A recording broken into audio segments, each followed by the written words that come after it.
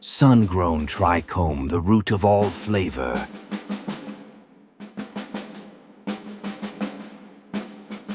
They said you can't mix science, soil, and swagger. He said, watch me.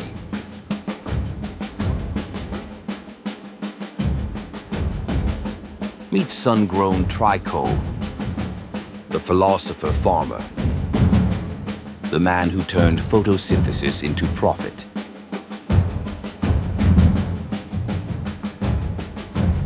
He don't chase trends, he cultivates them. Every leaf, a labor of love. Every puff, a little enlightenment.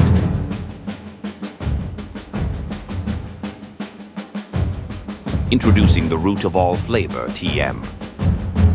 Part art, part hustle, all hard. Hand-harvested, sun-blessed. Guaranteed to make you breathe deeper and think slower.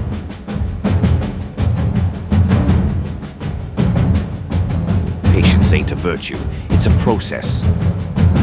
He's the godfather of the greenhouse, the horticultural Houdini, the man who taught nature how to mind its business.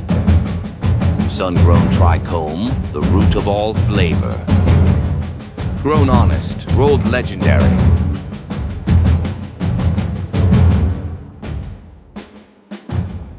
Mugs, what the fuck you doing in there, you prick? Stars shining bright above me. Night breezes seem to whisper that you. Sycamore tree, dream a little dreamer.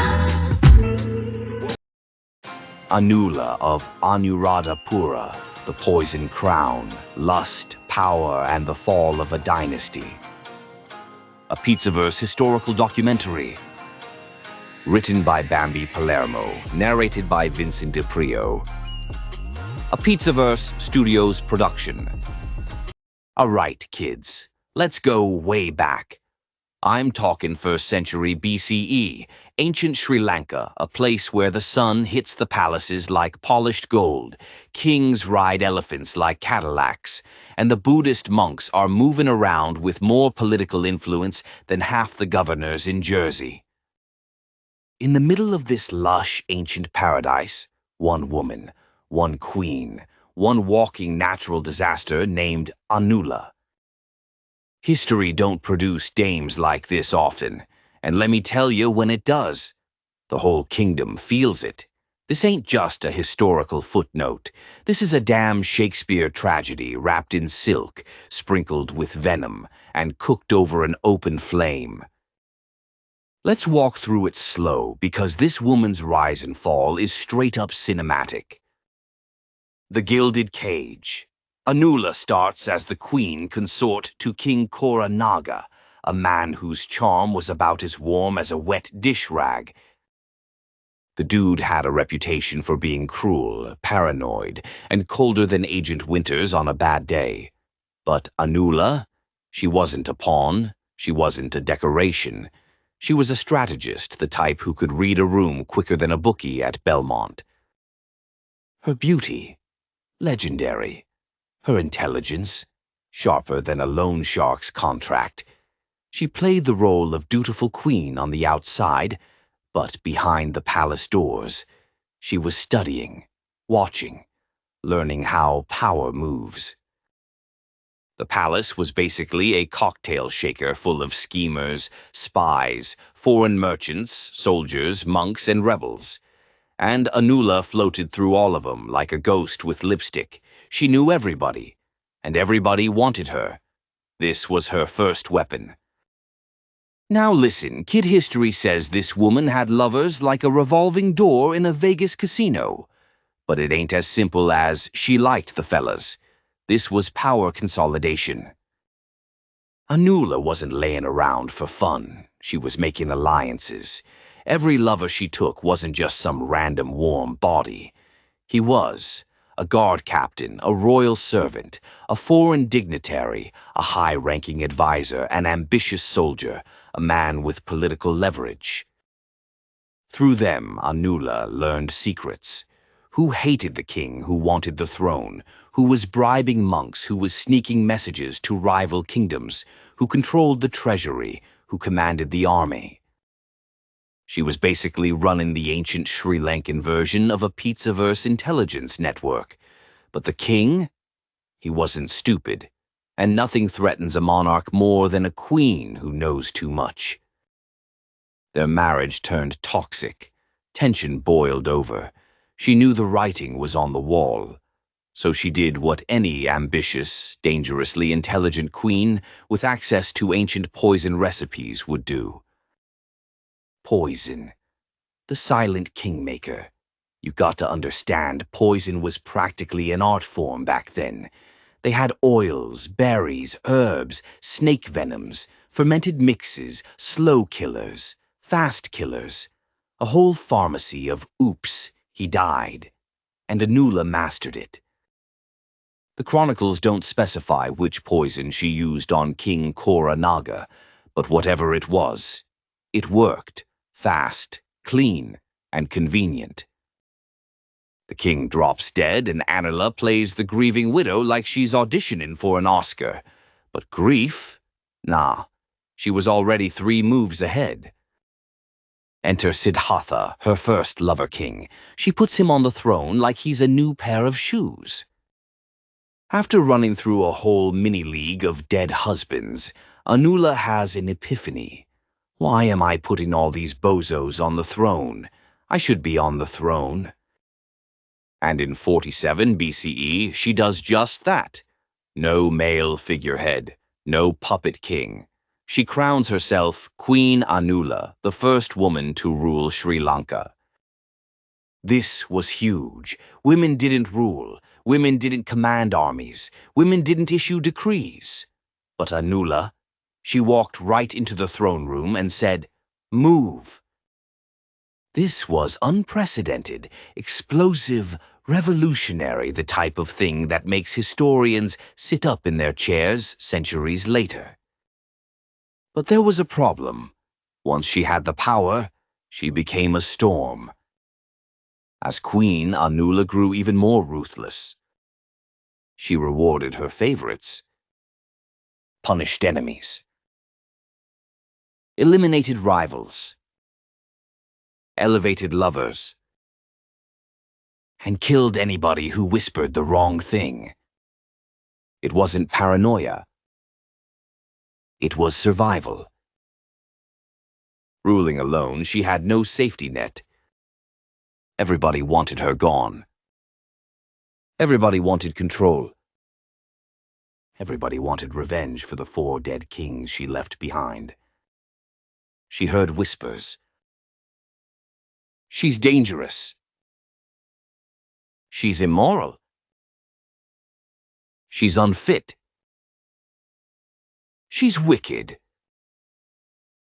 She's a tyrant. She's out of control. And you know what she did? She tightened her hold. She executed plots before they bloomed. She kept her spies everywhere. She had a reputation that would make modern crime bosses blush. The kingdom became a powder keg, and Anula was the spark. Enter Kutakanatissa, a rival claimant with the backing of powerful monks and nobles. This guy ain't playing. He storms ANURADHAPURA like he's collecting overdue debts. The palace folds. Her guards vanish like smoke. Her supporters switch sides instantly because loyalty, that's for fairy tales and idiots. Hey, paisanos and wise guys, looking for a place where ass-kicking storytelling meets mob-tastic animation? You're in the right freaking neighborhood. Welcome to Bambi Palermo's Pizzaverse, where every event is served with a hot slice of satire, a dash of danger, and a sprinkle of wise guy charm. Now let me break it down for you. The Pizzaverse is Bambi's twisted little patch of YouTube magic, where mob-style drama, twisted tales, and brooding characters camp out under one roof. We got everything, from tales from the Pizzaverse, like Tale of the Three Bookies, to Brooklyn bloodlines and straight-up surreal shorts like a Pizzaverse elegy. Bambi's tossing out stories about rival factions, neon dreamscapes, personality clashes. Sometimes they roast each other. Sometimes they mourn the death of a frog-filthy nerd. Funeral for the frog, anyone? Here's the deal. This ain't your grandma's pasta night. Each episode is a juicy meatball of drama, humor, and cartoon-fueled mayhem that'll have you looking forward to what's next. Pizzaverse news keeps you updated, but with that extra gangster twist, capiche? You want to laugh at mob-style absurdity. You want to be pulled into twisted fables where gravity's optional and emotions are served a la mode? Bambi's got you covered. From the classic Pizzaverse News Ep. 15, The Haircut, to the fresh out the oven, the Pizzaverse Roast, a slice of revenge. Tale of the Three Bookies. Mobsters, backroom deals, dramatic reveals. A Pizzaverse Roast, a slice of revenge. Brutal, hilarious, chaotic. Pizzaverse State of the Union. Big talk, bigger laughs, and maybe a coup or two. And that's just the appetizer, folks. Just wait till dessert. So what do you say? Ready to ride with us through this bizarre, cheesy, yet always badass universe Bambi's cooked up? Hit that subscribe button, drop a comment, tell us who you want to see in the next slice of mayhem. The Pizzaverse is hot, fresh, and needed for your attention. Stay wise, stay spicy, and welcome to the freaking Pizzaverse, where we always win. Anula is captured, and the punishment they choose for her. It ain't subtle. It ain't humane. It ain't quick. They build a massive pyre, tie her to it, and burn her alive, a public warning to anyone else who thinks about breaking tradition, gender norms, or the power structure. She dies screaming, and the flames take not just her life, but the entire legacy she built. Anula's legacy. Now listen, kids, here's where it gets tricky. Was Anula truly the monster the chronicles describe? Or were men in power threatened by a woman who played by their rules, beat them at their own game, and left a graveyard of male rulers behind? Some historians argue she was demonized. Others argue she was legitimately ruthless. Others think it was both a brilliant, dangerous woman in a world that wasn't ready for her. But no matter how you slice it, Anula stands as the first female ruler in Sri Lankan history, a pioneer of political intelligence, a master manipulator, a breaker of norms, a symbol of danger and independence, and one of the most infamous monarchs in ancient Asia. Whether villain or visionary, she carved her name into history with fire. So there you go, kids. The full saga of Queen Anula, a woman who lived like a wildfire and died in one. She reminds us of something important. Power don't give a damn about tradition. Power goes where it wants. And sometimes, it lands in the hands of someone who ain't afraid to use it. Anula was one of those someones. A queen with teeth. A queen with ambition. A queen with a poison kit. And a queen who refused to bow. This documentary has been brought to you by Pizzaverse Studios, where we don't rewrite history, we dig it up, dust it off, and tell it like a story your uncle whispers after 3 glasses of Chianti. Make sure you subscribe to Bambi Palermo's channel. Hit the bell. like the video, and join the Pizzaverse family. Because over here, we don't rewrite history, we excavate it. Thanks for watching.